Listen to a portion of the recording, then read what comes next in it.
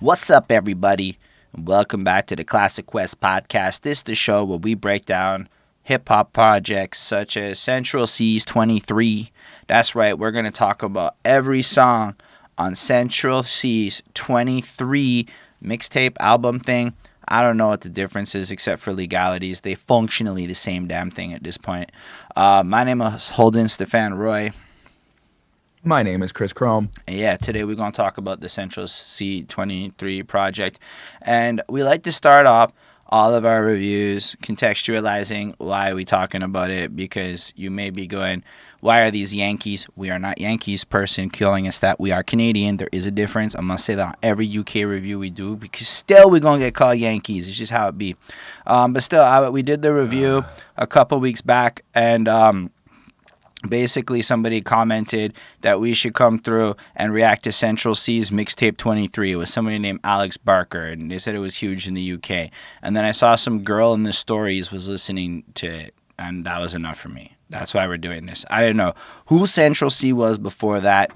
I'm not that familiar with the UK scene. I don't know Americans. We're Canadians, but we don't pay as much attention, which is a lie. We fucking obsessed over here. The UK is so influential on our culture that like people wildly are less interested in Americans. So sometimes y'all's conceptions is a little bit off, but still we trying to get on that UK vibe, because arguably it's lit, it's different, it's interesting, and the music is pretty damn top tier in from what I heard so far. So I'm coming into this with no expectations, but yes, obviously I heard the project, because sometimes y'all think we haven't heard the project before we come into it.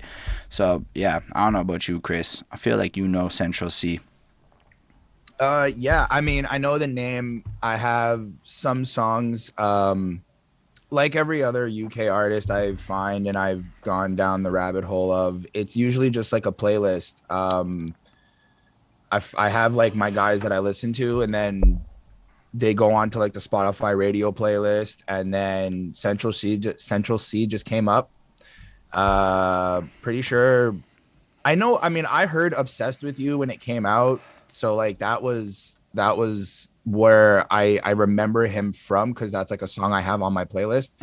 But I have heard his name featuring with other artists, and like I have heard his name just kind of within the playlist. So I have an idea of who he is. I have an idea of like what we're gonna get into. But to say that I've ever dived into a full project or gone down the whole Central Cee rabbit hole, no, I have not done that. Is there a rabbit hole? I guess there's always a rabbit hole. If we've heard of you, there's probably a rabbit hole. But yeah, also I was told that Central Cee kept it real and authentic with the lyrics. That was what I also knew coming into this project. What do you think of the cover and the title? I think it's cool. I think it's like, what I mean, it's him. He's tatted, kind of looks like fucking every other rapper who's tatted. I guess the 23 is his age, and he's like made it to 23. I don't know. It's cool. I don't know if I'm gonna like remember it or not. I'll have to like get back to y'all. I will remember it because he's yellow. There's not that many yellows. I don't know. He's just very bright. But like a subdued. That was like two. You can think of one guy that we talked about like fucking 3 years ago. That's your example. That just proves the point. But it's yellow. I like the way he blends. I know it's gonna sound. I like the way his body tone blends with the yellow to create a cool visual color complementing effect. I think the trap star is super prominent on his body. Like it's a draw. Like you focus on that. The 23 is cool. He's got his little bling thing. Whatever. His boxers be there. It's just kind of one of them album covers. But I can tell you one thing. I bet girls be liking this one. This a thirst trap. That's a thirst trap album cover. That's what I'm going to say about it. So maybe we're not as impacted because we're not thirsty in the way that he's thirsting for.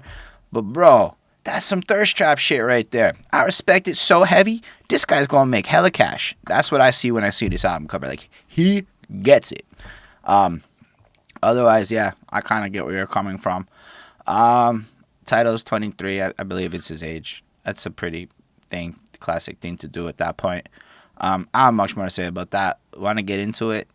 Yeah. The first one is Khabib, whatever. Khabib. All right, before we even talk about the song, we got to talk about this differences between UK and Montreal type thing. This man's be talking about Holland weed. I'm like, who, Holland weed? Because you got to understand, like, Cali weed ain't a thing. Everybody can get Cali weed out here and shit. Like, that's not special to me at all. Like, I got people who can get Cali weed like that. Or, like, usually the conversation is Cali weed better than Montreal weed? Is that better than fucking... Well, Montreal weed was pretty fucking bomb until legalization, and then it got really bad. So... we don't compete no more. BC Bud kind of lit, like, you know, like there's options, and then it's like Holland weed.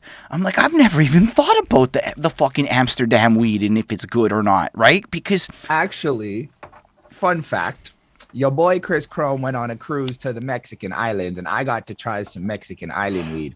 Wasn't the greatest. yeah, I was like, all I've ever heard is that it's not that good.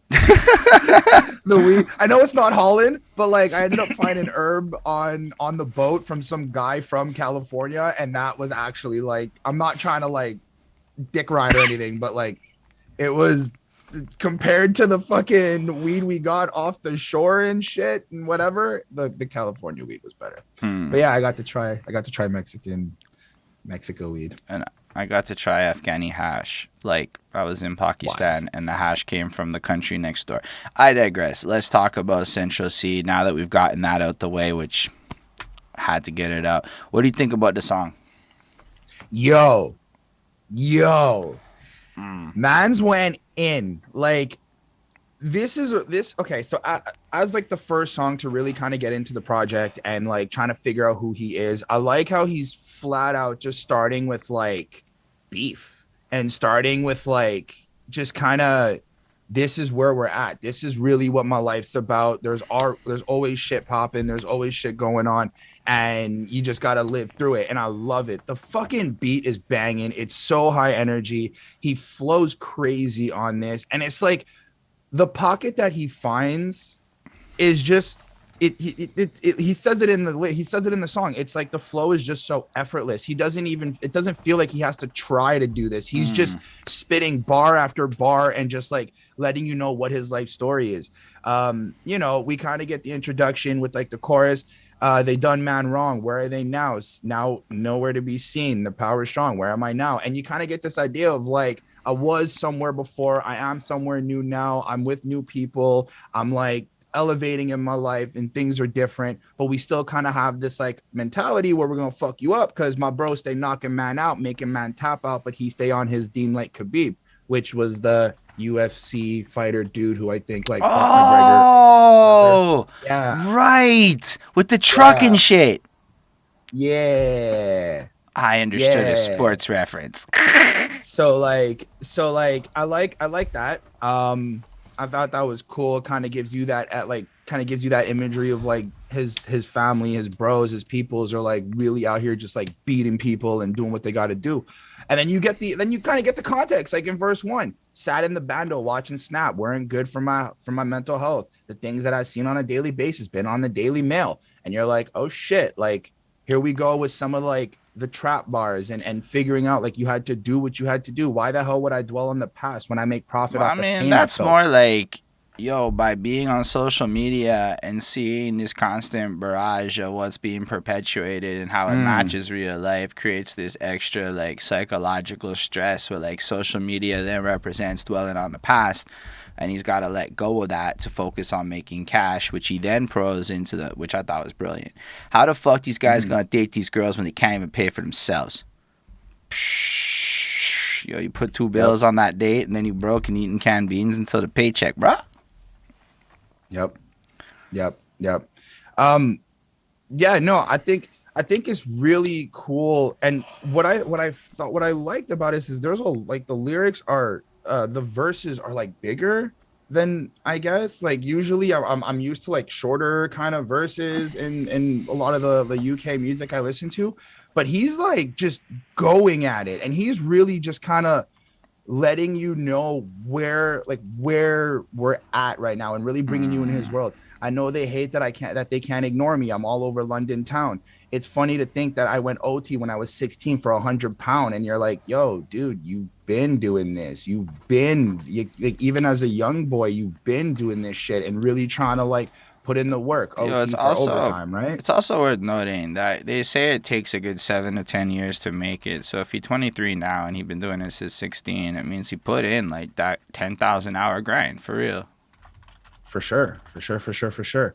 And then the song really does hold itself. It doesn't fall apart. It's really, really good. The energy is consistent.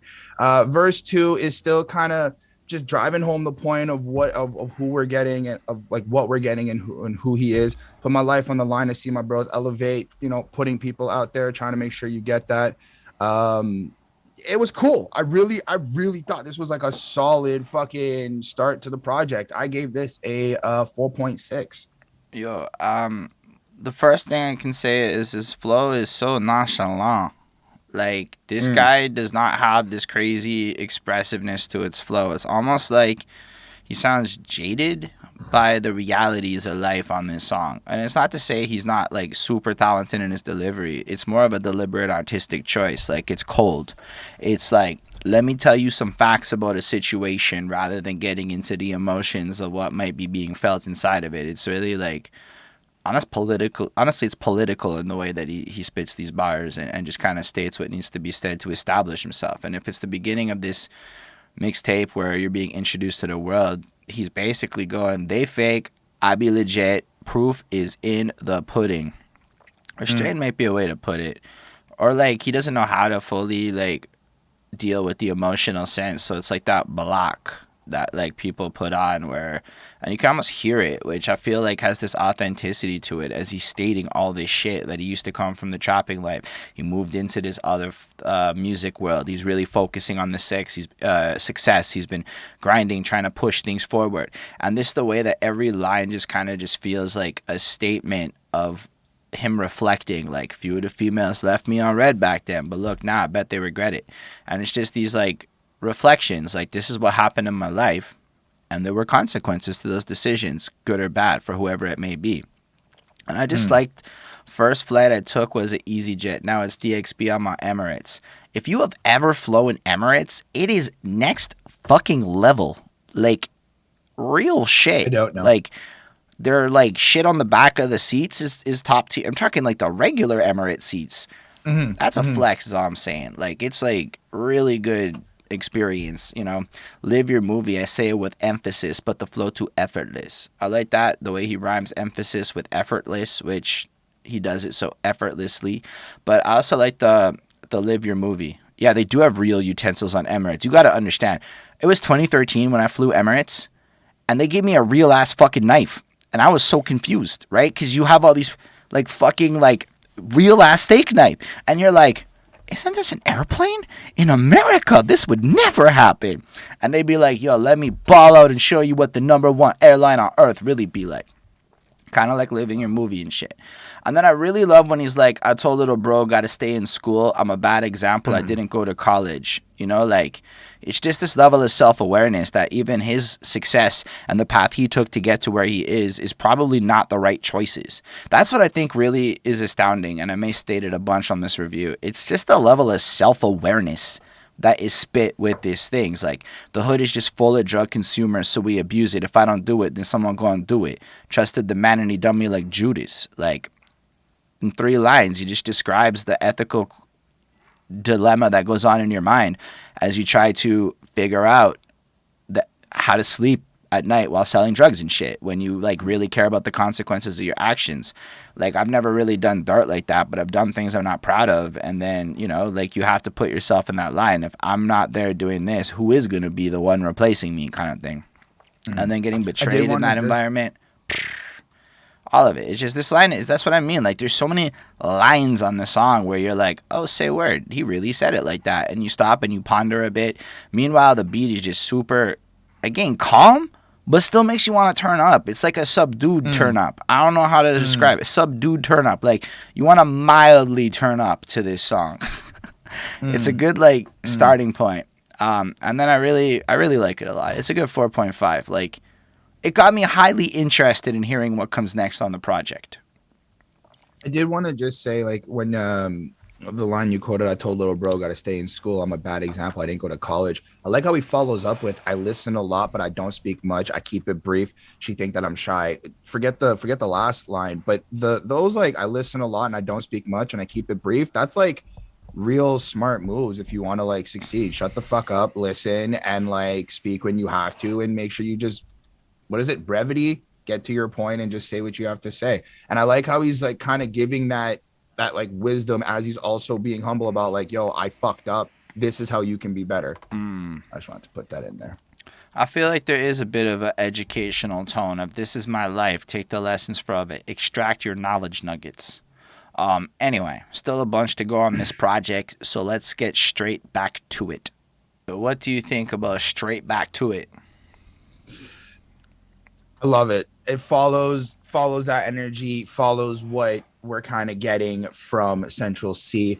I like how he starts off with the intro. Always remember that, bro, when you was sleeping on trains and you're homeless and your mom's kicked you out and all the thing there. People would love to shit on you. So like kind of just reminding you of like what you've been through and where you're at now. And I like how it's like, so now that you're doing your thing, and you're guaning, like stay cooking, just keep moving, like you're actually succeeding. And I like how he kind of has this like he has a lot of this throughout the project, reminding you to just stay on that grind and stay focused, and then just proceeds to let you know, yo, done a graveyard shift last night, woke up today and got straight back to it. And like I like how this in sequence kind of follows the last track where he doesn't waste no time. He doesn't waste anything. He's like, I'm a businessman. I've got product to move. I got lyrics to write. I got shit to do. Let's just keep on moving. If I take an L, no problem. I get on my grind, get straight back to it.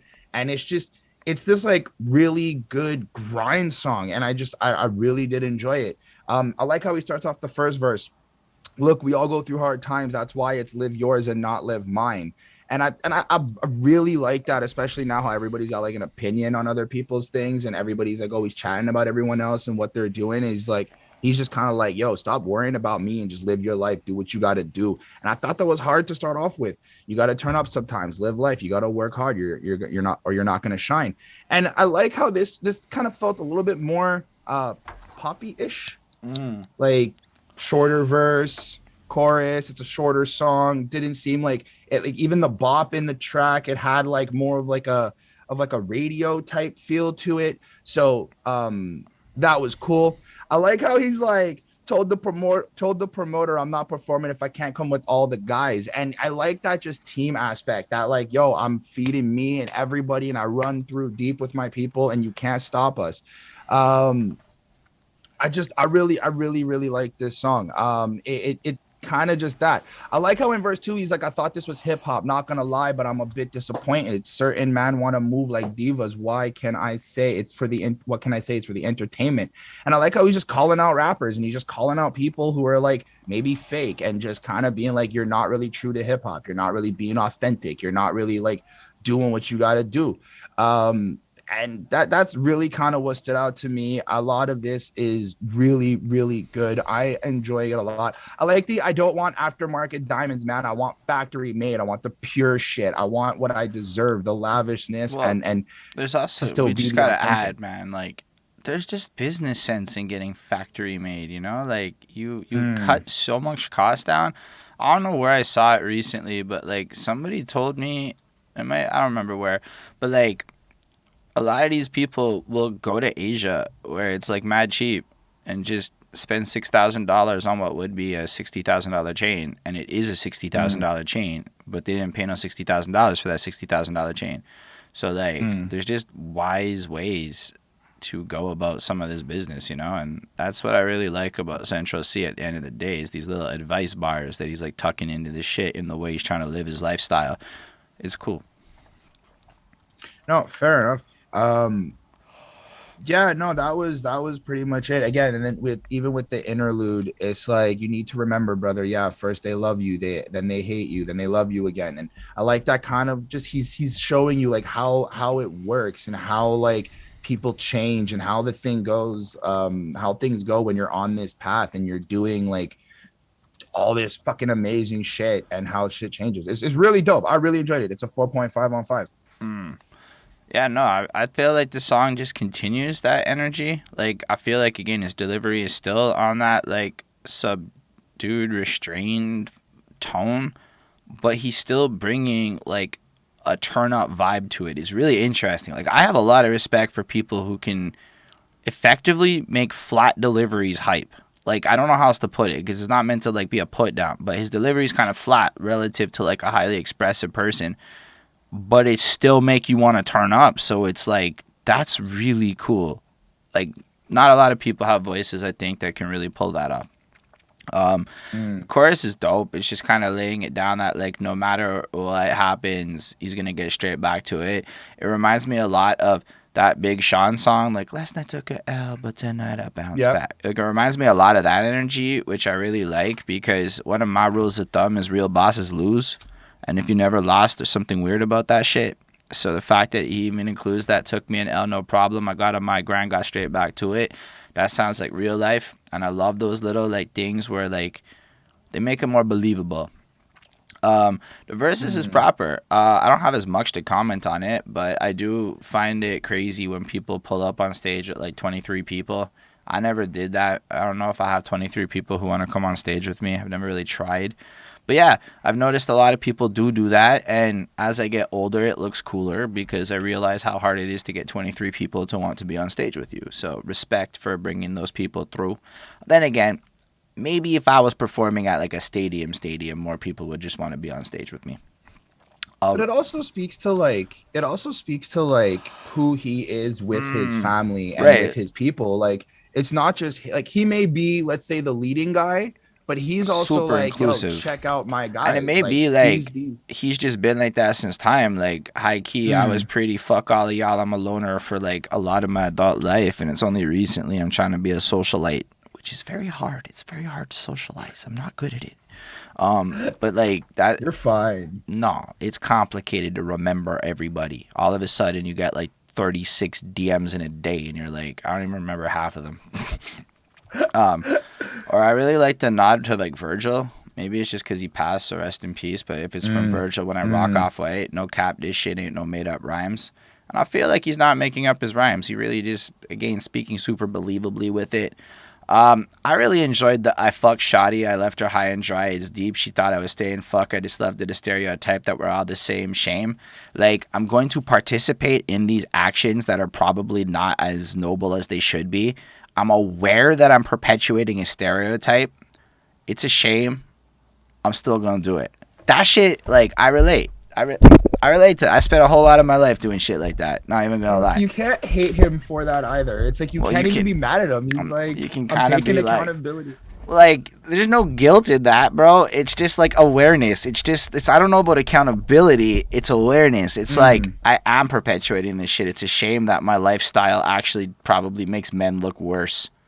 And then I really like the advice he gives in the next line, because it reminds me of that fucking radio guy in Canada who went to court over slapping a chick in the face consensually, but he's like, I just, she want to get slapped in the face. I'm afraid it's a bit too kinky, and I'm not trying to catch me a case. And the thing is, like, one time back in the day with an ex, I, like, bruised up the titties, and then she had to go to the hospital on, like, a legitimate thing. And they spent, like, a good chunk of time trying to get her to press charges on me, like, high key. Like, that was a real thing. Whoa! They're like she was like, nah, it's good, and they're like, nah, straight fuck up, it. nah. They're like, are you sure? Are you sure? And I'm like, oh, that's like, yo, it scared me a little bit, because it could go like that. I've also, like, you could go in a different way if you're not careful. So you don't want to be like, well, like, shout out to our, like, hospital people and shit for doing, like, you know, being concerned and wanting to make sure everything's okay. yes. On the other hand, make sure you don't be doing this shit with strangers, though, because you could go to jail. It's like a real thing. I also like unlike most of these artists that's lying, I'm actually paid. It looks like he's paid. At least it looks like he can afford a lot of style in his videos and really well produced shit. I'm going to assume he's paid. Why would he lie? But a lot of people aren't really paid, is what you learn. A lot of us are making money from alternate means and investing. A lot of us are just doing that, like, high key. And it looks like people might be getting paid, and we might look like we have cool brands and shit, but I don't think a lot of us are living off of this compared to, like, actually getting paid type thing.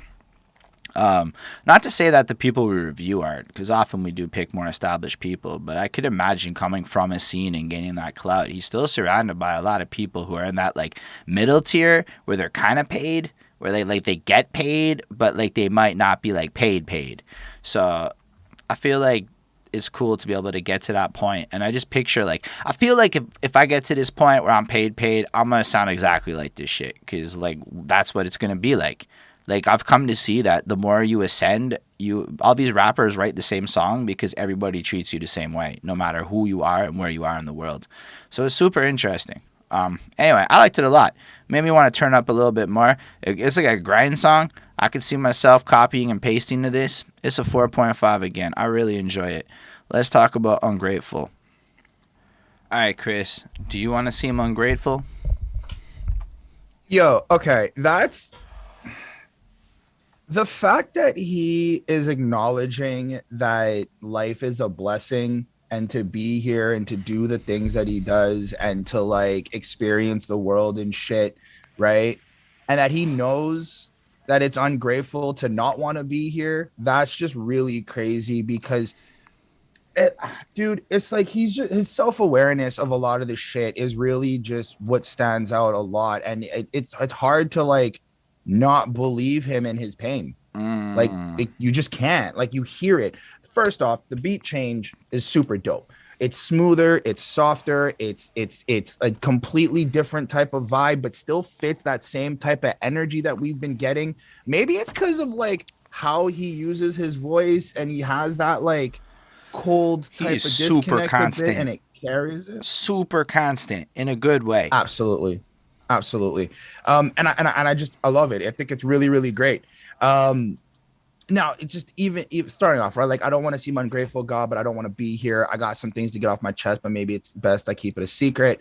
The whole 31st December and the 1st of January, I kind of agree with him just because I don't care about these celebrations. Like I don't, it's just another day and the rest of the year may be still shit.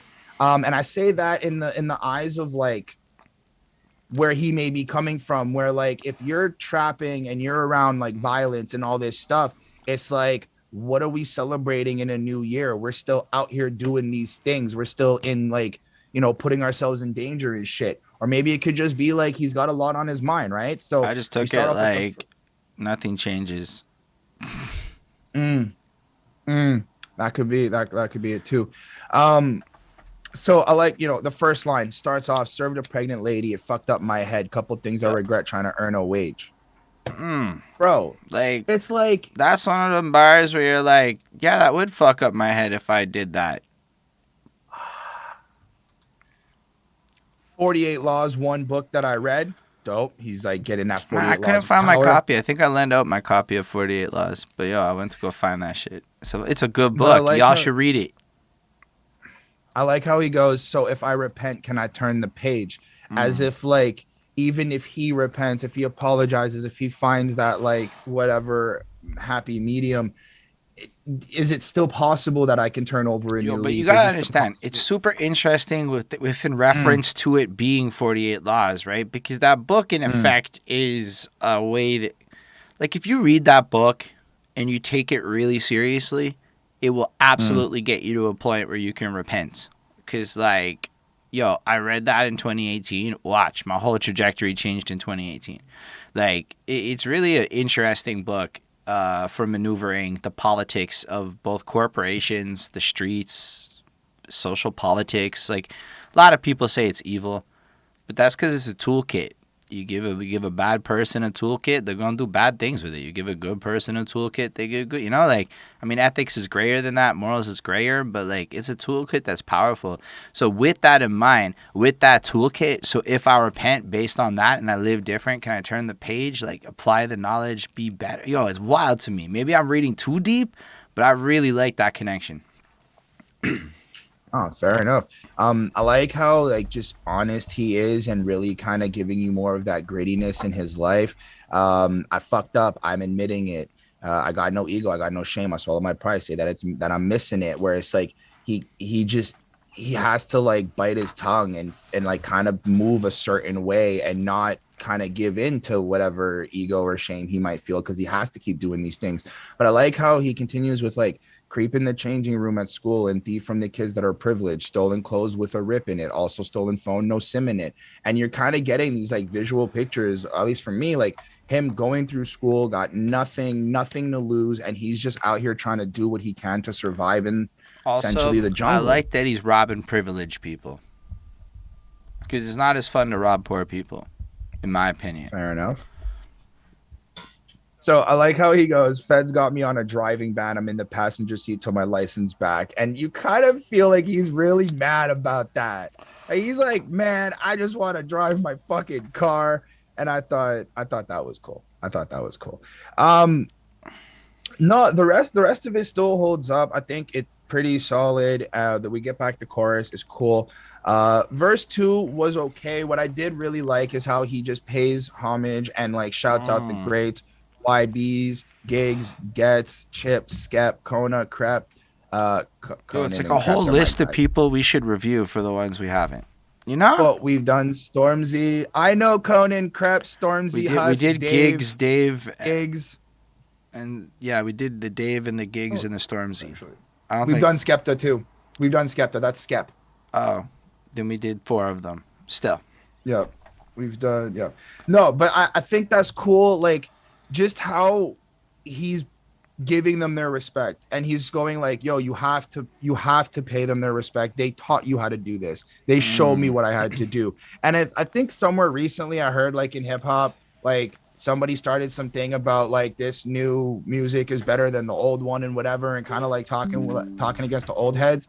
Maybe I'm wrong. Maybe I'm misquoting, but I feel like that was a conversation that happened in hip hop. And I think that's cool that he's also kind of showing this on their side of the pond, where it's like, yo, we're also paying respect to the people who taught us. But it's also to a fact of like, it's more than just like the respect. He's literally telling you, like, I got to chill with some of the legendary people from the UK, from London, that you wish you could be with, and you can't because you ain't me. And I think that that's just super powerful. Like, those cosigns are very powerful. Um, yeah, no, I like how he's like, do not disturb me when I'm recording. My voice sound clearer than ever. Remember the mic distorting. I grew up in a different era. And you kind of get this thing where he's like, yo, now that shit's crisp, everybody shut the fuck up. Nobody in the room taking this more seriously. We've leveled up. And I'm not saying he didn't take it seriously back when it was distorting, but it's kind of like, you may have a little bit more fun because it's like that. So either way, I thought it was a dope song. I thought it was really, really, really cool. 4.2 on 5. Facts. I like this one because it feels like versatile in the sense where we're going in like a bit of a different style, like you said, with the beat being kind of different. And I feel like even in his delivery, like there's a little more inflection changes, a little more like personality, I guess, to put it. I like it. Mm, I like the way mm, he describes that. Um, I'm pretty sure, like, so the line that really like stuck with me a lot was, "I get some sort of survivor's guilt when I see why I'm still supplying crack," and it's like when you like look at people that kind of come from a position where you're in, and honestly, sometimes I meet like call center people who just been in call centers for like 20 years, and it's like that could have been my life, and it's not. I got out because call centers be a trap. I mean, it's not the same kind of trap, but they be a trap. They be like you start the call center grind, and you could spend the rest of your life in call centers and shit. And that didn't happen to me, but it probably should have. And I know it's not exactly the same thing, but lines like that, like sometimes I see where people be at in life, and I just feel so grateful, I guess. But there's a guilt to it, like to evolve, that I don't think a lot of people ever really touch on. So I'm like glad he brought that up, because I'm like, yo, sometimes I do feel guilty that I'm fucking having success in my life, and it's weird. Um, mm. I also really think when he's talking about the mic distorting, I grew up in a different era and his voice sounds cleaner than ever. And it's kind of like, I think, talking about like a literal sense of like, check it, my production quality went the fuck up. But I come from this Mm. time with this griminess, with this different like DIY, make your own shit thing. Is what I'm taking from it. Because again, I don't know 1,000% what it means, but just the idea that like you're gonna tie in the greats and then even go back to your own like literal sound quality in the middle of it. Like I feel like he's really just writing actual shit that be happening, real things that got in his mind, and it makes me more interested in the story. Like, we're talking a lot more than we do on other reviews because he's giving us shit to say, in the sense that like it's not generic. I don't feel like, I mean, yeah, there's parts of it like Grind All the Time, whatever, that like do feel like I've heard it 100 times, but there's so much more that is just interesting to listen to. And I have to give him a lot of credit that like it sounds like other people couldn't have written these songs. And for that, I am grateful for doing the review. But yeah, this is another 4.5. It's pretty consistent. I don't try that hard with my grades anymore. So 4.5 is I like that song grade. Let's move on to Bunda. And for those of you watching on YouTube, we are bumping this at twitch.tv/BehindThatSuit every Sunday, 12 p.m. EST. All right, let's go clip that for those people and listen to Bunda. Hey! That's my Chris impersonation for how I perceive he's going to react to this. Yo, you know you're moving up in the world when you're in the same room as Puff. That's hard. That's a fact, hard. though. That's a big fact. That's a big fact. Like, you cannot dispute that fact. Big old facts machine. Like, that is hard. Yo, I like this. Like, just that first drum comes in and you're instantly bopping, got your little leg moving. You're all like, oots, what's good? Like, it's fire. It's so fire. I like this, yo. The chorus, yo, she too intrusive. She want to know all my business. Where am I going? What am I doing? And I'm just like, yes, continue, go on. And just, I love it. I love how he's just like, go for the ride. Don't ask questions. I got you. And let's just fucking do what we got to do. Translation, really Crispy say, ladies, don't ask questions about my private life when you want the dick. Translation. Yo, but like, big facts, okay? Like, no, but like, big facts. The fact that it's just, you would think at least in his life, there's a lot of shit you don't want to be asking questions about, guaranteed, for how he's making money or how he's moving and what he's doing. So there's part of me is kind of like, he's kind of letting her know, like, yo, let's just kind of have the good thing we're going. And if you see certain shit, you keep your mouth shut. If you don't see, you don't see. And it's whatever. But the bop and the flow on this is so fucking fire. I like how he just holds the Who kid at the end and he just kind of holds that note. I love how he and then he does it with Sending Me Purple Snaps when I'm out with the guys in the brightness low. And then you can kind of hear he kind of holds the low as well. And then he meshes that up into the Tony Yayo, which I think is just super cool. Lyrically, I was like, this is all just a bop. I didn't really feel like a lot of it stood out to me, except for like the Puff line, because that's just like that's just facts. Like, you can't step on him after that. You can't do anything. He's just like, yo, I'm talking to Puffy. Like, leave me the fuck alone. This is a little bit more braggadocious, but it's just it's the vibe of the song that really got me. It's really just the everything about it sonically. The way he flows with it, and just everything about this is just a fucking bop. I gave this a 4.8 on 5. I like this one a lot. This one is like the first one that made me want to get off my chair and pretend I can dance like the UK drill people dance. I'm working on it. I'm not there yet. I do look like that goofy guy in public. You can ask people, and they will confirm I look like that goofy guy in public.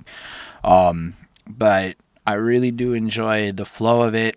I mean, it is that kind of braggadocious, like, don't test me, whatever. Like, I don't have anything to comment on the bars of the chorus, except that I really kind of like introduce her. I couldn't refuse it. Truth is, I want to reproduce it. Baby, take my time and seduce it. And that kind of was interesting because it feels like when he is interested in somebody, it's not a rush thing. It like is like, yo, you I don't want you to ask questions too quick, but like the other side of it is I'm not just trying to like plant my seed and dip, you know, like I feel like there's a bit of a reciprocity there. I mean, the verse is just a really big shout out to a bunch of American shit that influenced them, and I really respect that. I don't really know much about Tony Yayo's career, so the references aren't fully there, but I was around in 2006, so I totally get the relevance of what he's describing. I really appreciate how he's just proud of the fact that, like, he not only made money off of music, but was wise enough to reinvest that into stocks and other such things so that he could really solidify his empire. And then the idea of somebody asking for your government name being kind of preposterous is like, damn, my whole brand is my government name. And it makes me second guess things in life. Like, that's just it. Like, That's what's on my... The Stephan is on my birth certificate. Like, I get that, but I think it also has to play into the fact that, like, he does a lot of things that... Right, I get it. Do. But I get it. Like, I get it. And, like, literally, you can Google it. That was the other part. Like, I Googled it. It's... Oh, I don't want to put... Like, whatever. It's on his Wikipedia page. He has a Wikipedia page. Like, you know... That was my only thought on that. Well, maybe that's like the thing. It's like if you're asking for my government name, you haven't done your research. You don't know. I don't know. I'm not even hating because it really fits into like the nature of what he's saying. People be kind of thirsty with it. They're not taking their time. Like, it's not a bad line. It was one of those lines that made me do that I thought about it thing. And then I wasn't supposed to think that deep in the comments is what I'll hear. But I really do appreciate the fact that right after the Puff line, he doesn't let that get to his head. Tunnel vision, I keep him moving, I don't care who's in front. Like, he got that motivation, but it doesn't sound like it sounded like it just sparked him to go harder and that he's going to stay focused on it. And I really like that follow-up line because it sounds like what he learned from being in the room with Puff was valuable. This is my favorite song we've heard so far, and it has everything to do with the beat and the flow and the bop and how I'm more into these high energy vibes lately like this. So like the more subdued shit is it's amazing still, but I like this better. It's just some preference shit, but arguably it's as good as the other songs, but I'm still giving it a 4.75 because I like it more. On that note, we're going to get some more good visuals with Retail Therapy. All right, Chris, what do you feel about Retail Therapy? This is probably the most relatable song to like everybody, where they're like, I feel upset, I don't feel good, I want to go buy things and make myself feel better, and it's a fucking bop. Honestly, this song is fire. I like the like flutes in the background. I like that like do do do do do do. I can't even do it. I don't even want to butcher it. But like, it was like that jazz flute sample thing.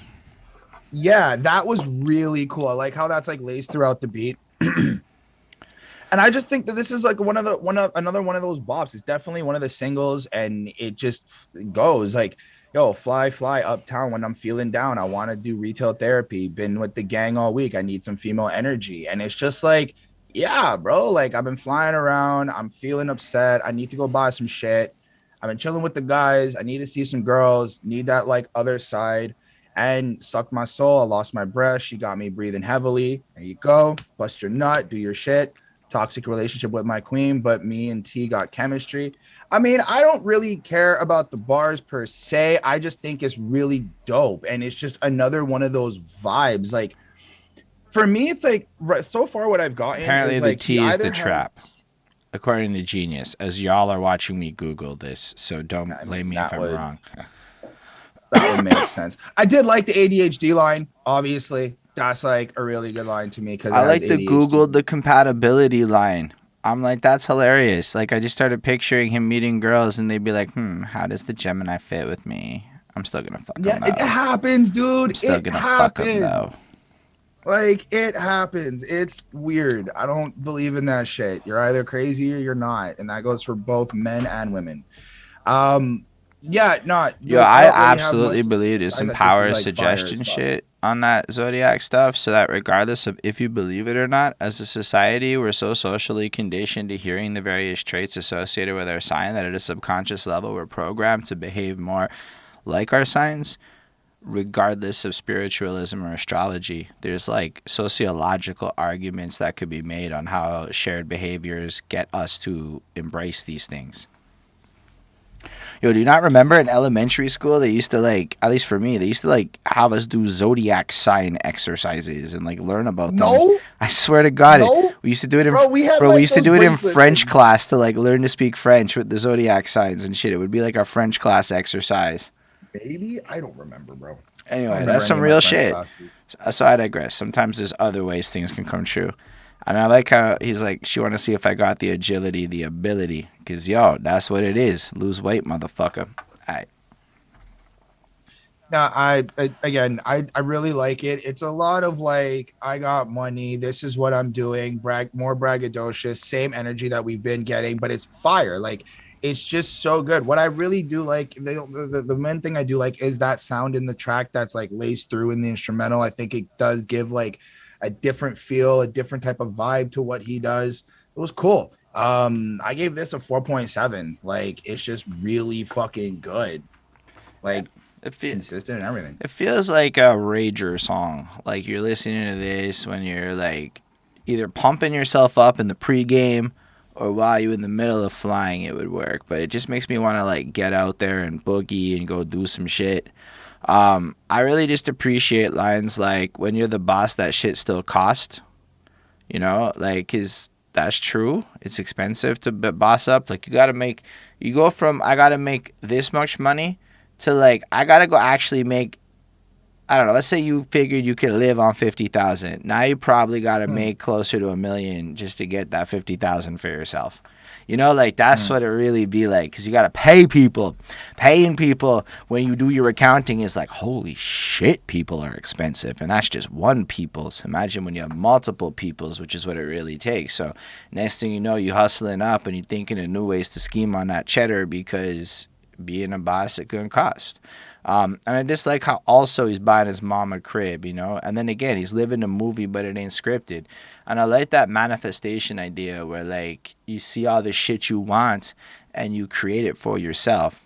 God is my witness, get out my business. You know, back in the day, one pair of trainers. And then, you know, he's got all the shoes now because you see he's buying them in the shits. And it's like a celebration that he can do retail therapy, and I kind of feel that a little bit. I come from some poor ass welfare shit, so like, yo, I bought 4 pairs of shoes in a month. That's like a celebration in my soul. Like, to be in a position where I can do that is hype. Like, say whatever, knowing that I'm gonna go spend another 1,000 on clothes in the next month just because I need to, bro. It's like I'm proud that I can do that shit. It's maybe not so much the shopping part, because I'm not really like, yo, clothes shopping actually stresses the fuck out of me, but like the part where I can do it is hype, and I kind of feel that celebration nature in this song, and I really like that. I think this song's another 4.75. Like, it's cool because you got a couple of calmer songs at the very beginning to kind of get your vibe going, and then it's like shit kicked in. Now it's time to turn the fuck up though. And anyway, let's see where the vibe continues with. Yo, Eurovision is a cool ass song. Yes, breakfast cereal. He made a Decentraland bar. Yo. Yo, this song, Yo. before we even start, this song is ridiculous. But I had this like, so I live in Quebec, y'all. Quebec is a funny place where language politics are a real thing, and most of y'all in the rest of the world would justifiably laugh at us. But it's like real dealy, like real deal shit here. Like, people would to the death to a certain degree over language up and where I'm at. And so like motherfuckers take pride on being monolingual, literally where I live. Like, people take like pride in that shit. And like being bilingual is perceived as like impressive. And then you realize how not impressive it is. Like, how it's just like a flex to have languages everywhere else, and how being like a polyglot, I think it is called, is like cool. And then you realize how corny Quebec can really be in the big picture. Like, super corny. Like, this song made me a little bit embarrassed of like all of our language politics, because this is so lit. And I know rappers that will like fuck French rap to this day. So it's like, man, sometimes we kind of not hip in the future like Central Cee is doing. Young man in UK making super lit shit. So if you're from Montreal, it's just like hella worth considering how dope this shit really is at like a conceptual level, because that's that Eurovision, and we on some corny ass Quebec vision. Anyway, that was my rant. Yo, this song, okay. Like, when I first heard it, I was like, this is Worldwide Choppers. This is fucking fire. But then you're right. Like, this is way better than Worldwide Choppers. Like, everybody has their own distinct like it's not about, I guess the comparison would be like, it's not about who can rap faster. It's about just be yourself and just be authentic in all of these guys with the video and the lyrics and the energy and everything. It's too It's just, high. they're just like, You have. it's just, It's like one of the guys are so authentic. like you almost have to watch the music video for this song. I almost never feel that way. But like you'll have such a better experience with the like shout out of the locations and the visual vibe change, but the similarities and shit, like but everything feels so distinct. Like I don't often hype up a video like that, but this one really impressed me. Yo, okay, so on a real note though, all of the lyrics are basically kind of the same. Everybody is like, I'm the drill dude. I will fuck you up from my city. I'm like the best in my hood. And it's all super dope. But I mean, like Central Cee does his thing and really like just kind of, I didn't feel more impressed or like least impressed. I was just like, y'all are really just It all wasn't good. about like that's the thing. It's like nobody was bodying anybody on this song. It didn't feel like that. It felt more like rep my flag, this my hood. And it was more communal in the vibe. Like really like equal in a pleasing, unexpected way that you don't normally get in a song like this. Now, I don't know. I'm just going to quote a line, at least that was translated from Freeze Corleone. He goes, French rap, it has STDs 2022, only crypto and NFT, metaverse, I rake into Decentraland. And that is a fucking hard bar. Like, just to me and what I do and how I'm like trying to figure all that shit out, I geeked the fuck out on that. I pulled like a Holden. I geeked the fuck out on that. Yeah. I mean, like, is Decentraland cool though? Like on a tangent point, I tried it that one time and it was a terrible experience for me. I mean, like you probably have to know people. It was like it was like going to the club by myself and not knowing anybody. That was my experience in Decentraland. I mean, or you can just like actually perfect tangent. So like you can mine crypto in Decentraland, which is what we were essentially doing at that time we tried it, when we were like taking the fucking pickaxes and breaking the stones and shit. That's like one form of like mining the crypto, which if we're connecting it to the song, bro, like that's fucking smart. These guys are like on some next level money making shit right now. That's like probably maybe profitable. I'm not sure. Snoop Dogg made $21 million. Yeah, but Snoop Dogg like sold can an album. make $21 million. I mean, nah, he did it in crypto. Like I know, I yeah. It was Drink Champs. Yes, I saw that episode. But like that was the only line that kind of like made me go, yo. The rest of it is just these guys are super impressive. I kind of want to go back to like their catalogs and see what they do personally, to be fair. Like just off the hype and the vibe of all of this, bro, I gave this a 5. Like I gave this absolutely a 5. This is impressive. Like, this is impressive, absolutely impressive. And the coordination on all of it, like Central Cee went to all their hoods, like all that shit, from the visuals.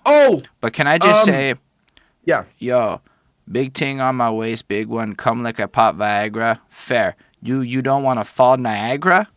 That's a Canada bar, bro. That's a Niagara Falls, Canada bar. Shout out Ontario, I suppose. I'm not that big into Ontario like that, but it got referenced, so it's under that Canada flag. That's right. That made me really happy. Baby Gang, Baby Gang in Central Cee's verse for verse 2. Baby Gang was fucking fuego. He brought that like double time rap thing, which was kind of also impressive. I'm slightly biased because I like that style, like, but it was dope. Like even to hear him do it in his language and like really just fucking feel the beat and go, it was impressive. Like all of this, everybody just holy fuck, Holy fuck. Okay, I'm done. 5 on 5. And it's super Sorry. interesting because when you don't know what they're saying, you're kind of stuck listening to the voice as an instrument more than caring about what they say. Whereas when they're talking, it hits different when you understand it. So, like the French verses, I understood. English verses, I understood. I did not understand the Italian parts of the Italian verse, but like it was so cool just to have all these different sounds that like together as the song and beat evolved to match each vibe created this experience where like you realize there's a higher level of musicality to all this than I think people who obsess on the poetry exclusively are aware of. Because how am I turning up to some Arab stuff I don't fully understand? Because Because it it's sounds fire. so fucking lit. It doesn't matter what they're saying. Now, there's a lot of people that might find that like a weird thing, but like, I don't know, that shit made me want to dance and move, and I couldn't understand half of what this song is saying. And it was so, it's like an interesting experience, especially if you come from that old head camp of being obsessed with the perfectest bars, but then that's really narrow minded American thinking. And maybe we need to have that Eurovision. Like, there's like a whole meta to this shit that I kept thinking about as I was bumping this shit. Otherwise, you're right. They all kind of doing their thing.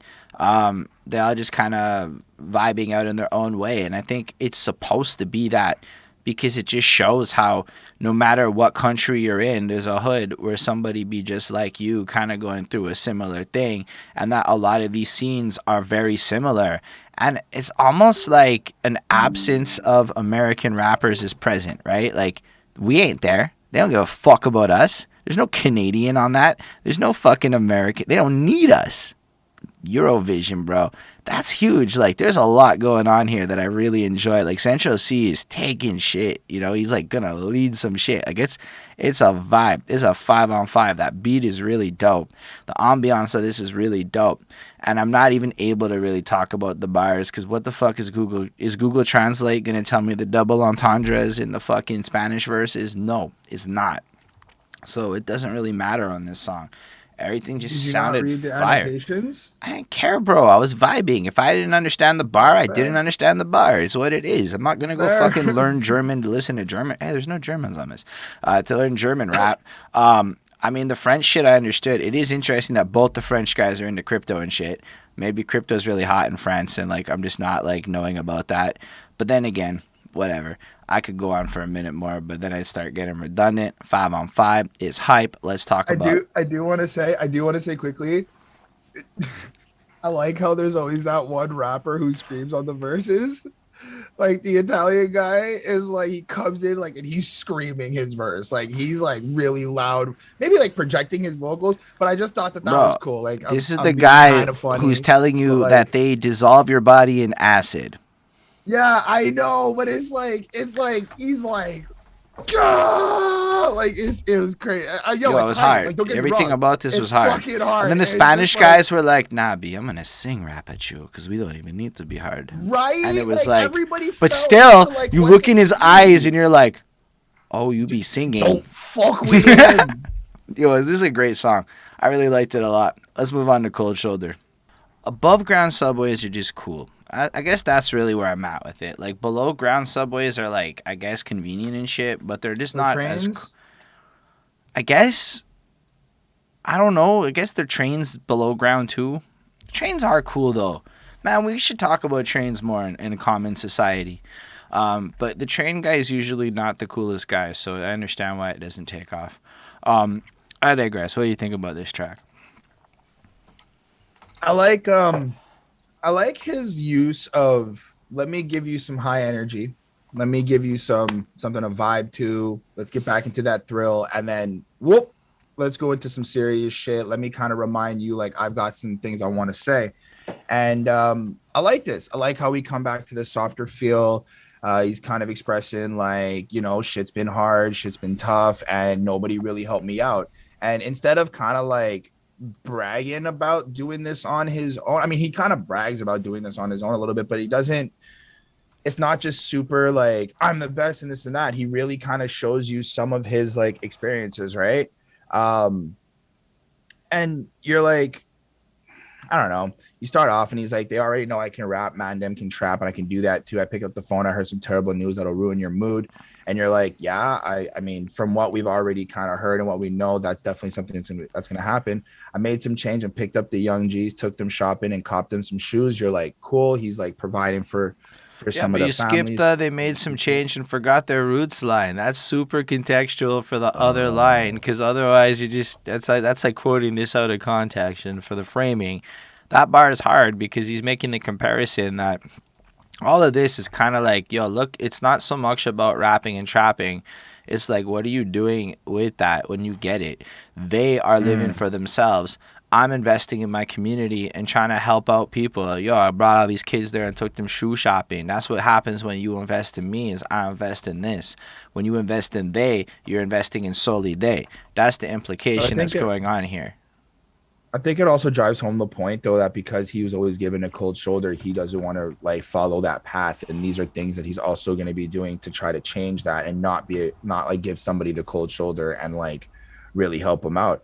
I thought it was cool. Like it's just more I guess it's just softer, and it was just more like, I should have kicked out you need a reminder you're not brand new. I should have kicked that one to the curb then Yo, bro, there you and then, forgot but the I'm whole. not She that forgot rude. the whole. Forgot I she got fucked. It's so, anyway. fair enough. It's It's so to relevant. contextualize it or whatever. But it's like just the way he kind of looks back on how he treated some things and how he did things. It's a cool song. It's not really like my favorite, but it's dope. I gave this one a 4.5. Yo, this song's so fire. I mean, it's kind of like calmer energy, but he's still spitting that like super flexy boss shit is what I like to like refer to it as. It's like people who are doing the shit, like the really impressive shit, the kind of like what I hope my life would become shit, and then kind of talking on their public perception versus real life versus the relationships and the manifestations of the changes and shit. Like, so even that like whole line, it's like, yo, sometimes girls be like wildly thinking they mad special and shit, but they're not. They gotta remember. Everybody has to almost remember their place in the sense of how he feels about the world. I don't know, talking about how they're gonna get how when you get rich they'll switch and holler at you in regards to girls. Watched everybody's life changed. Watched, he tried to give love and stuff. Maybe people aren't reciprocating. I just enjoyed it. I enjoyed the vibe he put out on it. I'm not gonna pretend like I can quote you every bar and get it, but it's the same kind of vibe of he's telling you about his life through his experiences. I think one of my favorite lines on the album, though, is on the second verse. And he's like, ask my mom what I'm like, and she'll say that I'm selfless and I give back. If you ask my ex what I'm like, she'll say I'm a narcissist and a sociopath. And I mean, that's like such a great way to contextualize most of what this song is. It's like, depending on your relationship with me, you're going to see me different. You're going to see the world different. If I bought you a house, you're going to love me in a different way. Not to say it's about that, but like then if you're my ex and I fucked you over and cheated on you kind of thing.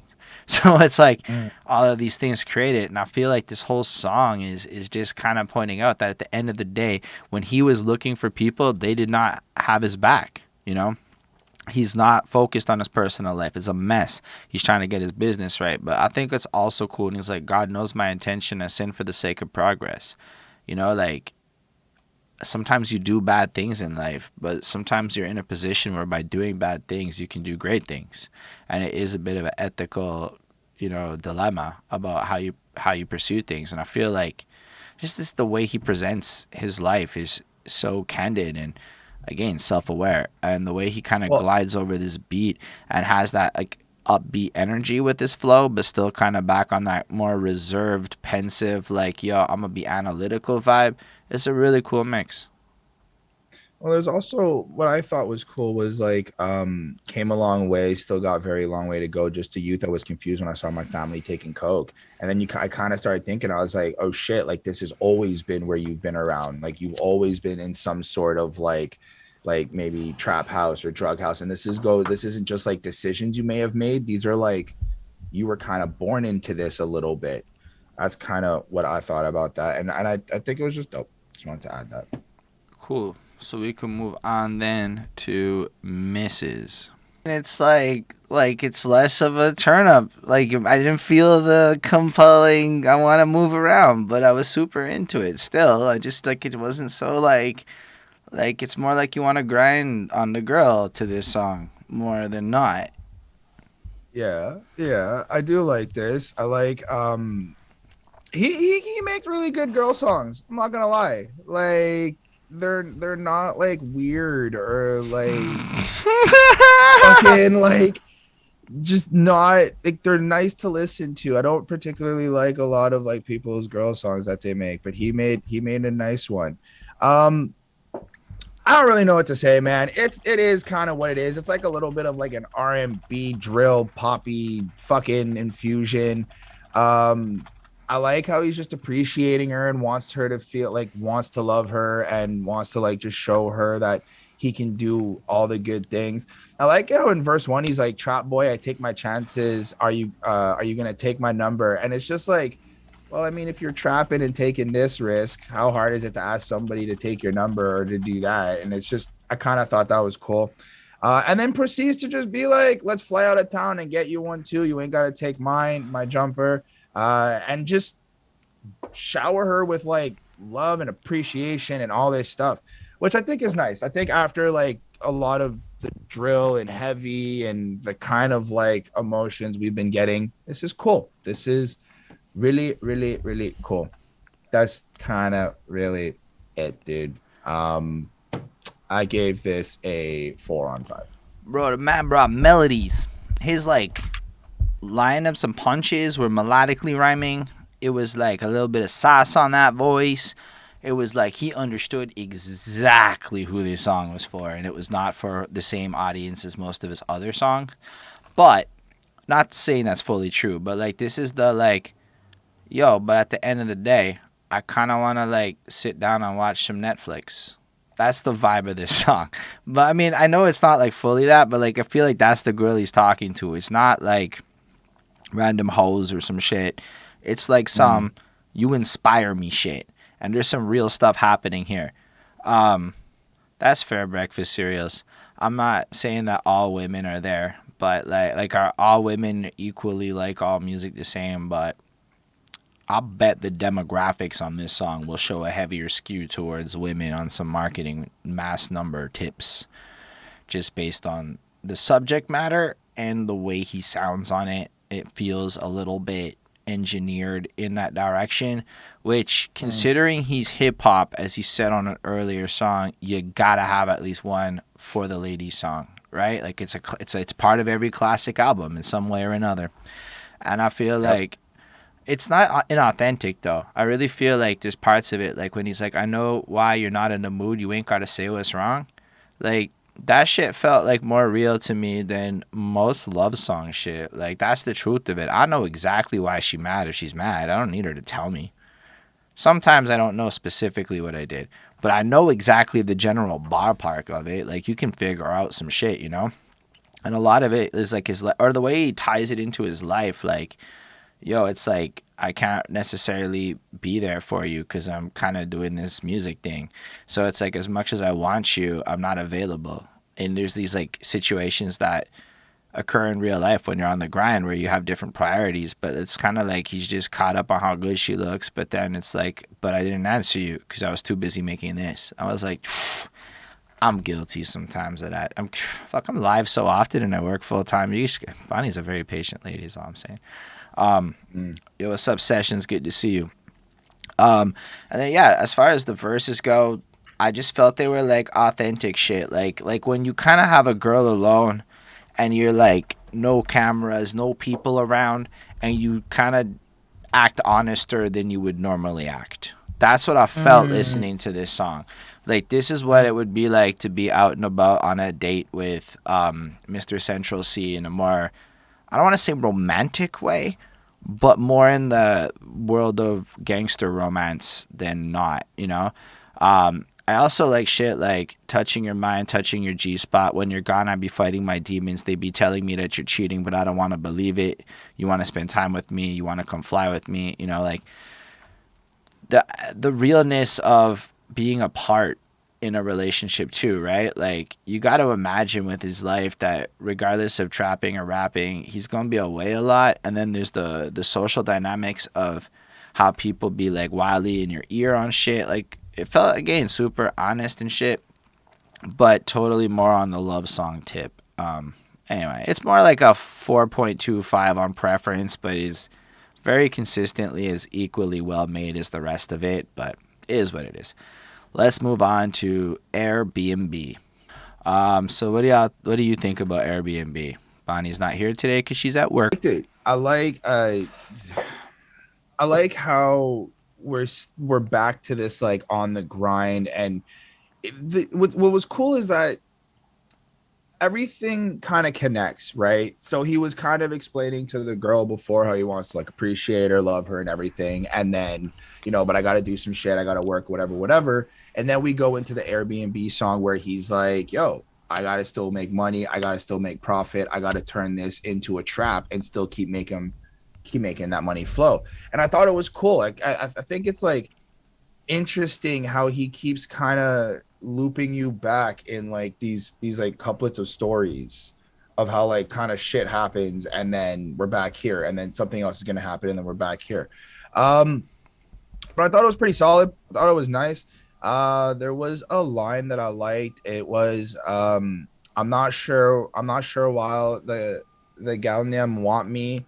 Yeah, you love me. You love man now, but I wonder for how long. I'm not a believer in reincarnation, but sometimes I feel like I've been here before. Mm. And I kind of just stood out to me where it's just like, are you ever going to find that like happy medium? And I guess there's like this paranoia where he just kind of feels like it's always just going to end, and that like something bad or negative might happen.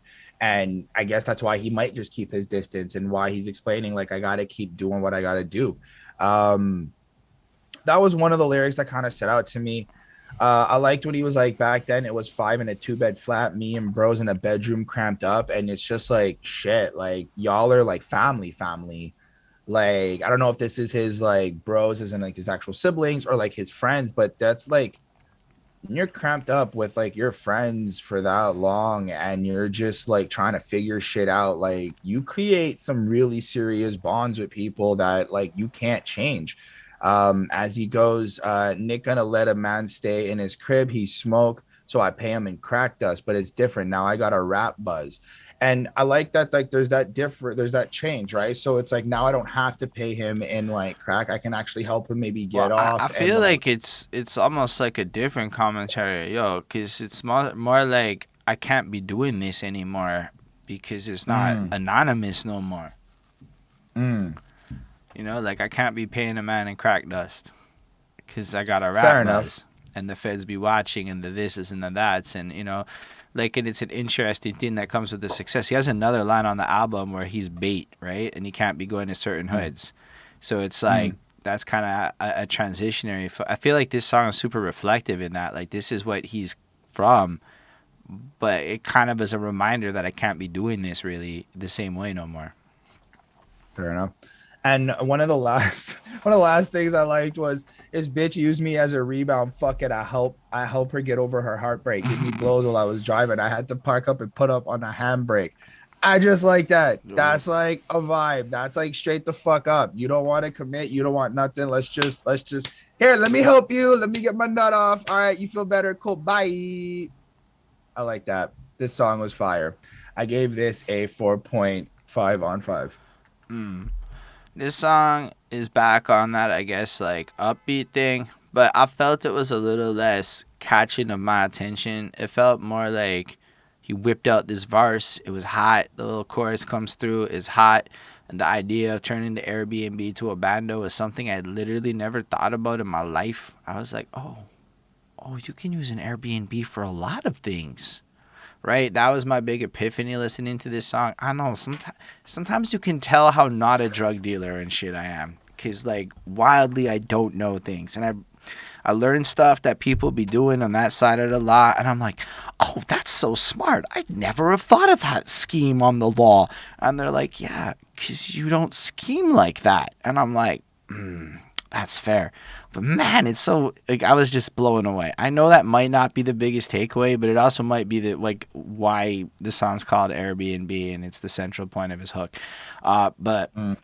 overall, I also like the idea of just traveling and the other context of like how you can use the Airbnb system in a sense and kind of make your money somewhere else.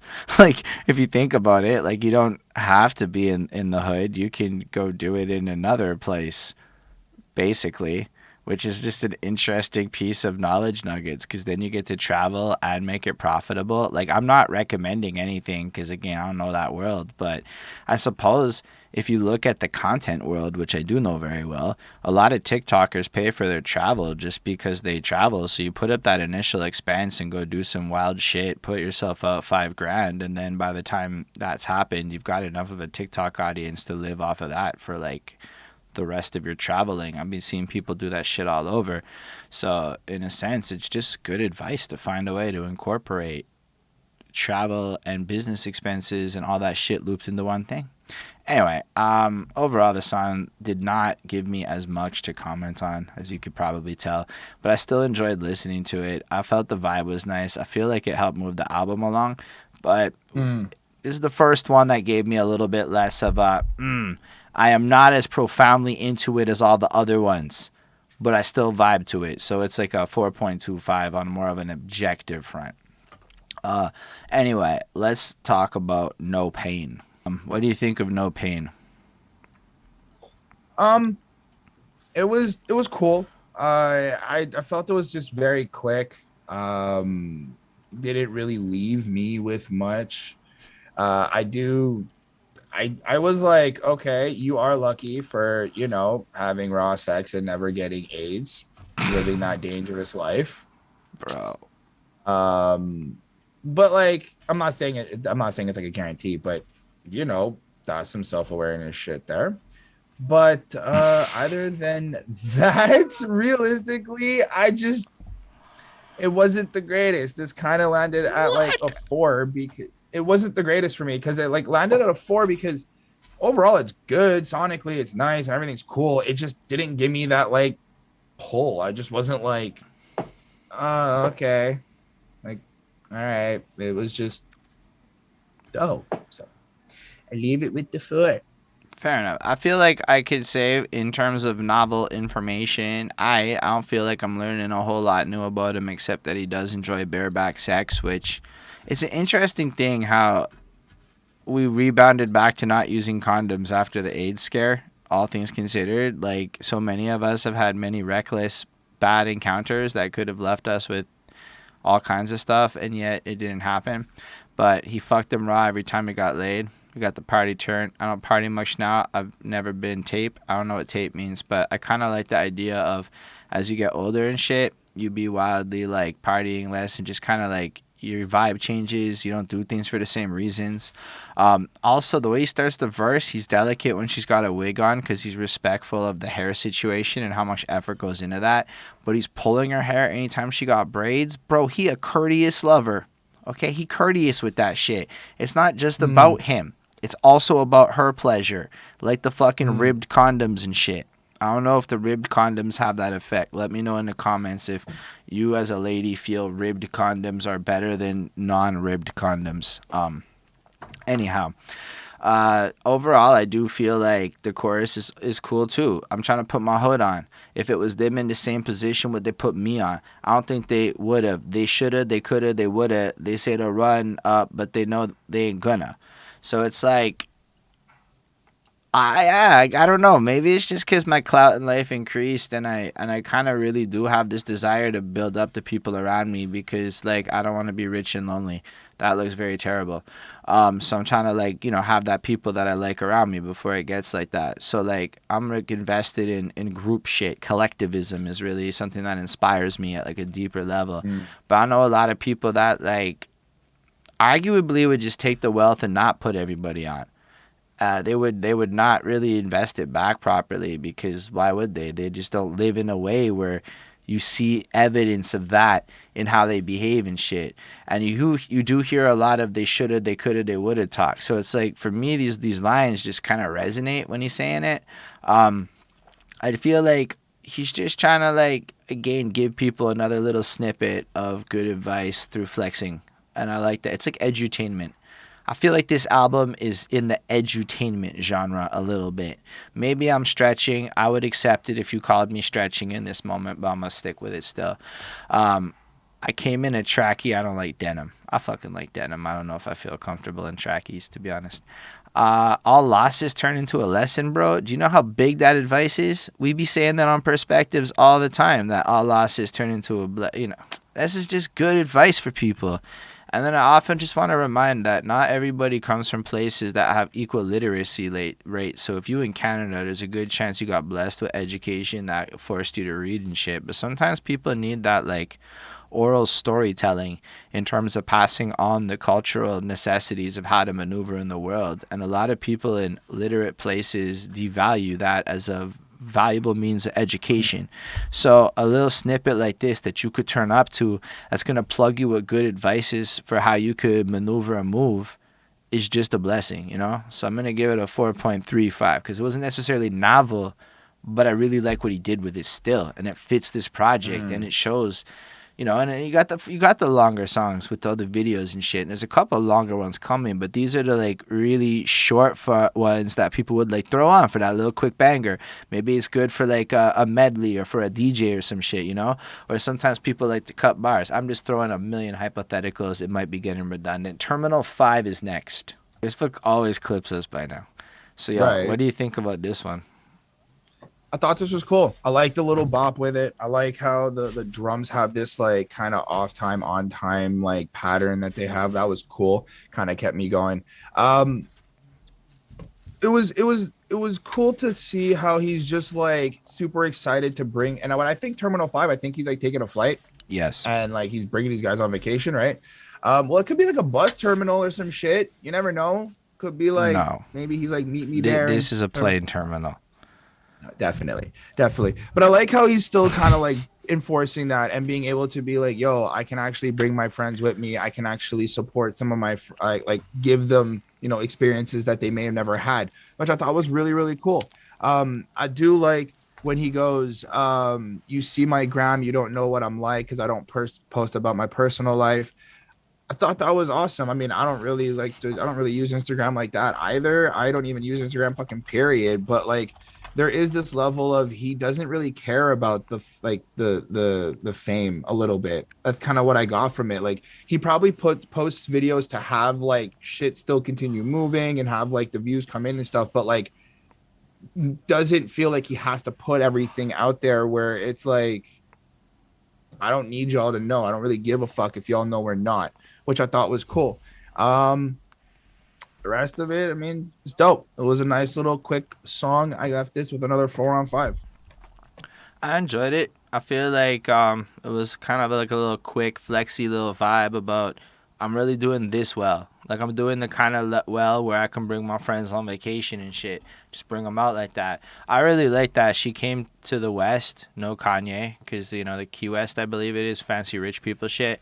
Rihanna ting when I tell her to, no Kanye, Rihanna ting when I tell her to turn off the lights, in reference to All of the Lights by Kanye being about domestic abuse and Kanye be catching charges for beating a chick and shit. And I'm like, that's a pretty crazy reference to make, right? Like, all things considered. Anyway, so overall the verse is cool. It kind of just has a cool energy to it. He delivers it proper. Again, I like lines like been on the move, I'm missing my bros, ain't seen my mom in a while. And it's kind of like that when you get busy. Like, I think one of the hardest things about doing well is the absolute lack of time you have to go anywhere. So unless somebody be coming to you, it's like, yo, it ain't happening. And like, I don't know. I don't see my parents as much as I should, I suppose. But life be like cool enough that I don't have time to see my parents, if that makes sense. She fucked 10 man trying to find my five, but darling, I'm one of a kind is also a flex. Like, his confidence level is like, I don't care what you did, I am the shit. No matter what you looking for and what you do, you will not, like, you'll never have a friend like me. Is the vibe I get from him with this shit. I liked it a lot. It's a 4.5. It's a really cool, flexy vibe, just song, short. It does get obscurely, like not obscurely, but it goes from like 3-minute songs to like 2-minute songs to like really shorter songs, and then it just like picks up again in vibe. And I don't know if that was deliberate or not. But the next one's still kind of short, comes with a little video, and it's called Obsessed with You. Chris, when you wipe your tears, do you wipe them just for Holden? Yes. That's perfect. What do you think about Yep. this song? I I it got old for me because like I was literally bumping this on repeat, and then like I really kind of liked it at first, but now I'm like listening to it and it didn't give me the same type of vibe, but I appreciate it. I like how he's Oh, just and yeah, keep going. wanting to like love her and like, you know, give her the time of her life. Like, I hope a trap boy is your type because I don't do a 9 to 5. I get your standard type, but I'm not a random guy. I'm different. And he's like, yo, I know I do some shit, but like, I could promise you, I could treat you right. I can love you right.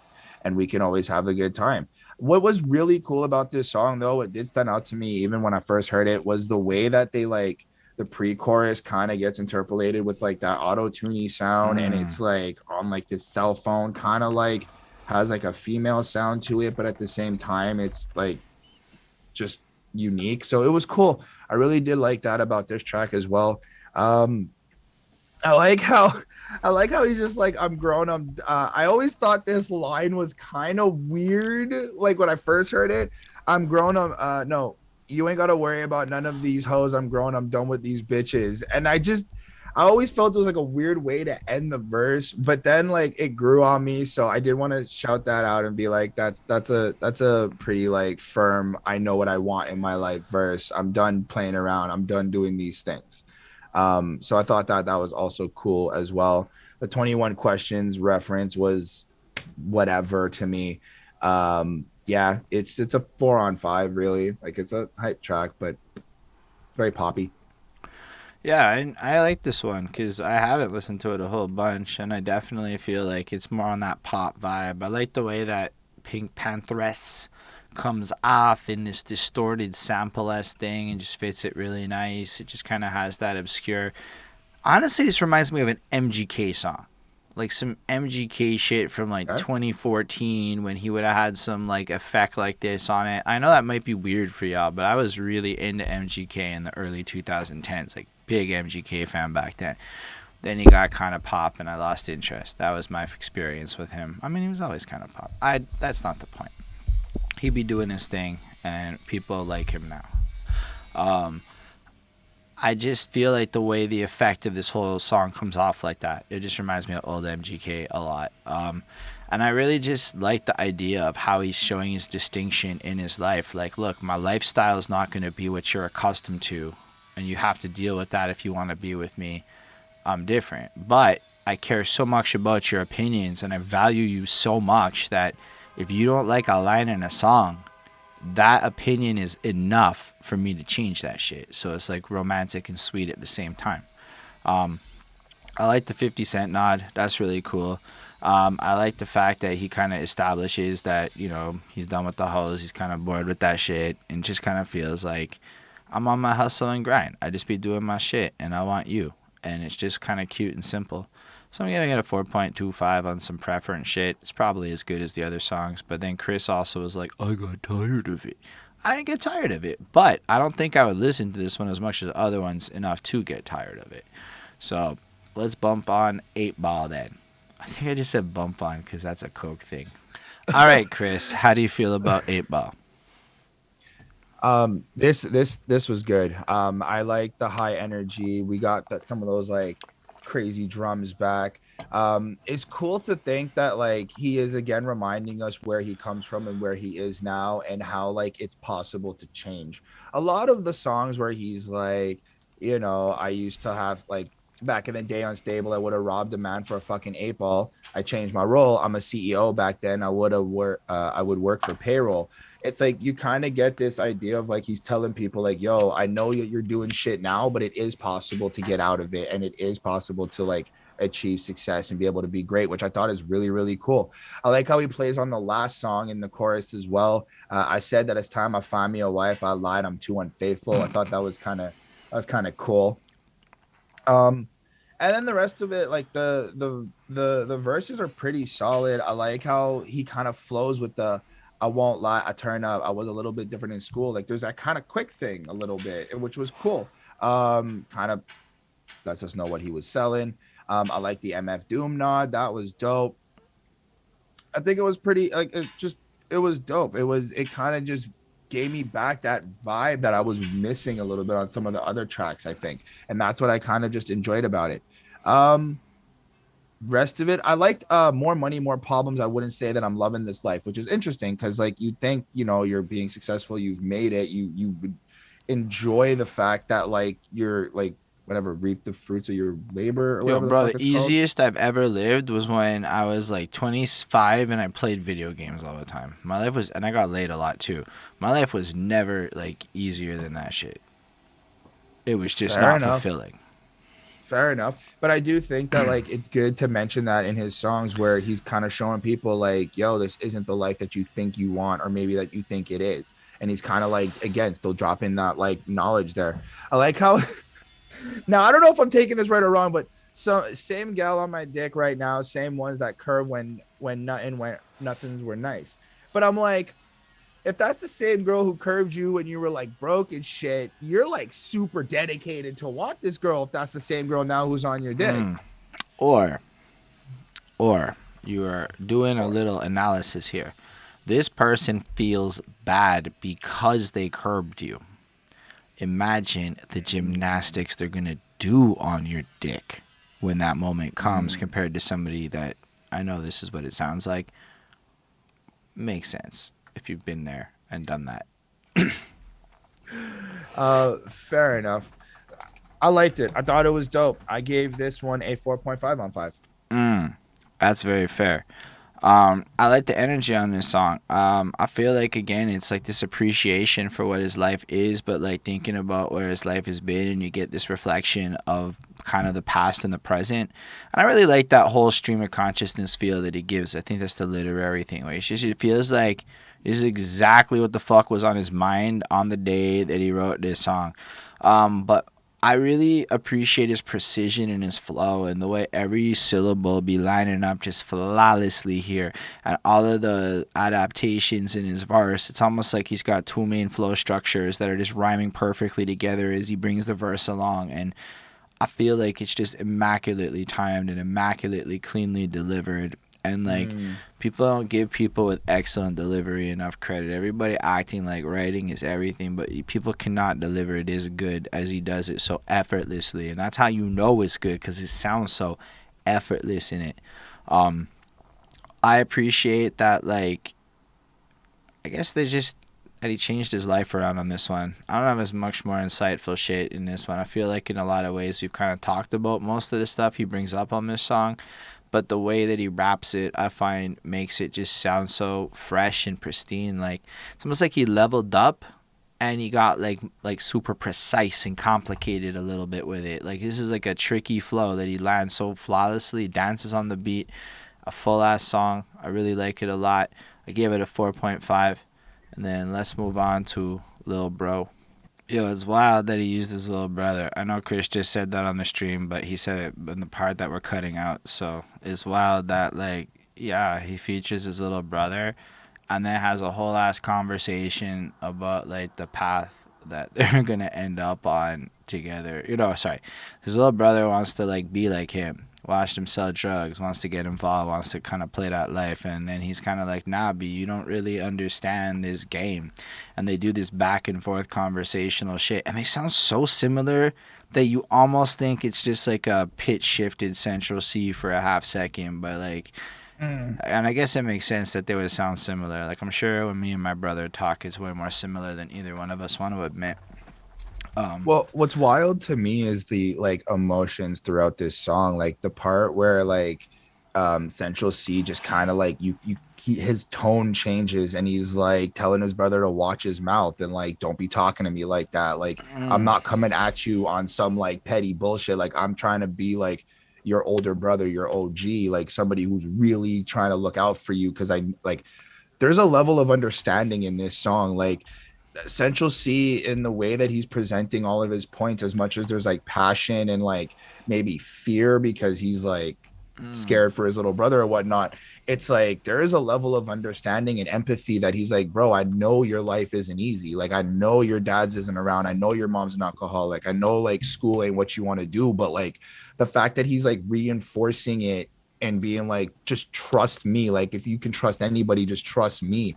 And like, that's something I really took away from a lot of this, because it was heavy a little bit. Like, the performance and the production on this song is great. Like, is absolutely great to me. The way that his little brother just went in, and like, I don't know if his little brother raps. I don't know if Juke Caesar raps or whatever, but like, the coordination and the way they have the conversation and everything is fucking dope. Like, it's really great. Yeah, it's a wildly interesting song. And I mean, it's full of interesting lines too. We're back on that awareness shit. Like, in that part where he gets kind of passionate, he's like, look, the people that you think have your back that are with you now are not going to be with you when there's money. You have no idea what's going to happen when they snitch on you and then beat the shit out your girl. And then you just got to reconsider it all. And I think the line that really connected to me was, trust, we've all got options, is London City, not Compton. And I feel like I live in a place where a lot of us have options because there's just so many fucking legal and education paths in my city, and like You crazy know what that kind of government shit here because we don't live in the States in the same way that the UK also has a lot of socialism and shit. It is, and I'm not trying to imply that there isn't bad shit happening in the hood. It's just that the options be different wherever your location at sometimes when you consider it. And I think it's interesting that like he's laying it out, like even though mom's an alcoholic and on this shit, like you really did have the opportunity to go to college if you wanted it, if you had chosen that path. And again, it's not me saying this is the conversation that's happening here. But it's crazy to think that like on the Compton bar, that it for me, I kind of looked at it as like people glorify Compton, or at least glorify like the States in that way and try to like imitate it in a sort. And Central Cee is like, yo, we've got our shit here, like still kind of bringing it back to where he's from. And I kind of like that as well. Like, he's reminding people like, I'm from London City. This is where we are. We're not talking about anywhere else. We're not like right, we've got like our own shit. yo, like they So have crazy weird like house options for single moms and shit. Like it's just different realities. And mhm. like I think it's an interesting bar. I think a lot of people do listen to a lot of American rap and the lifestyles presented by American folk who live in realities that are just super different, and they adopt it more than remembering that like yo, I've actually taken time to look into resources in my local neighborhood. Like there's this narrative in Quebec where English people can't get grants, and it's really not true. It's that English people don't apply for grants because we believe we can't get grants. Quebec made instructional videos in English. Like they kind of want us to maybe apply more. Not that we'll get them all, but like sometimes you just get so caught up on narratives you don't even pay attention to what's really available and all the options available. And I think this song is just an interesting illustration because it probably sounds like him and his brother were literally having this conversation, and he's like, nah, this is a track. This is a track that needs to be made. That has to happen. Like I have a little brother. It's fucking yo, it's just kind of you end up Same. taking on tones when you speak with them and shit. Try to get out of the line, man. Go watch what you say. But then Like, yo, even in verse 2, how he starts it, he's like, if and this is, I think, Central Cee talking to his little brother. He goes, if a man's hops out the ride with a knife same size as your thigh, got a fear for your life. Do you say fake it twice? The violence here gets normalized. And like just how like there was some sort of like sternness and directness the way he said that to him.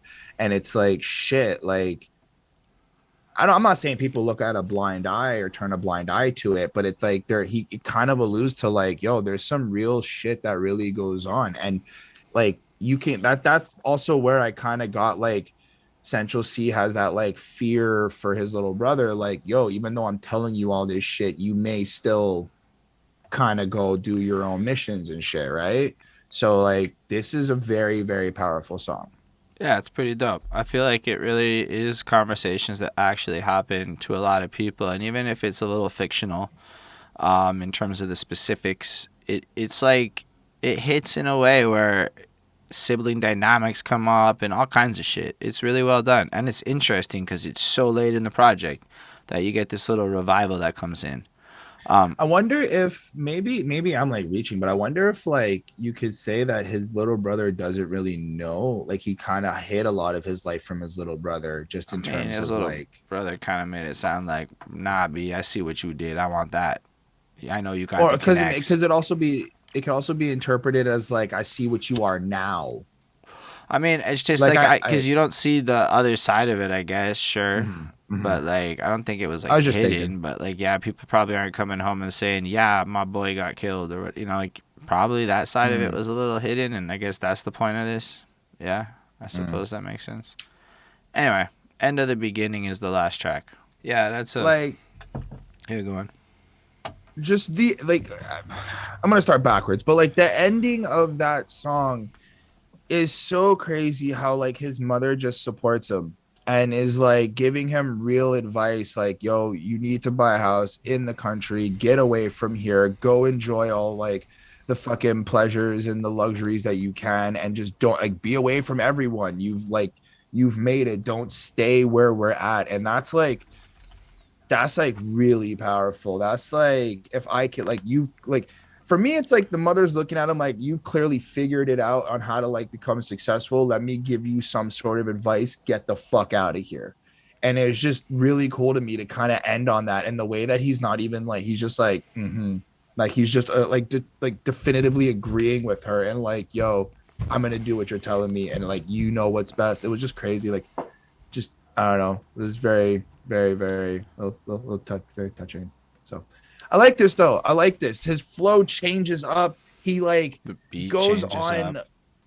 Everything changes, and there's like aggression, and then he kind of calms down near the end, and it's a lot, and it's like a 3 minute straight verse too. Like he just doesn't stop. He just completely goes.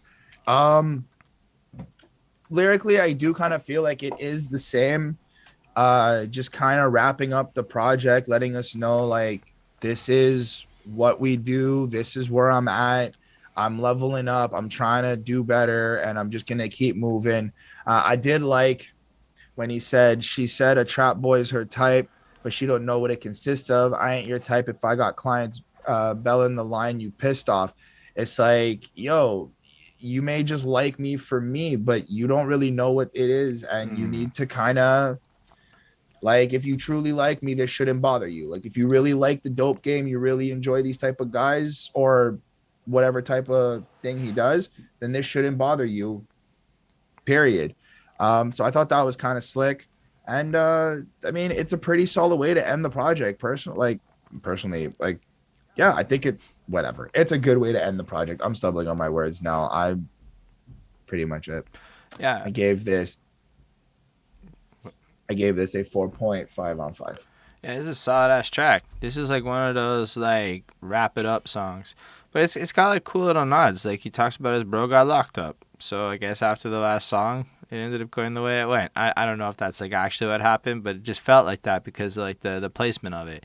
So like, but he just starts it off like 50 grand for the club appearances. Remember when they ain't let us inside clubs? So it's like right away. It's like a I guess like the rest of this album, that introspective, looking at how life is now versus then, but it almost feels like storytelling as the beat evolves, and then it gets like tense as he's in the grimier parts of it, and then it kind of evolves into this like celebration part where by the end of it, he's like living in places where the neighbors are questioning how he even got there because he looks like he doesn't belong and shit.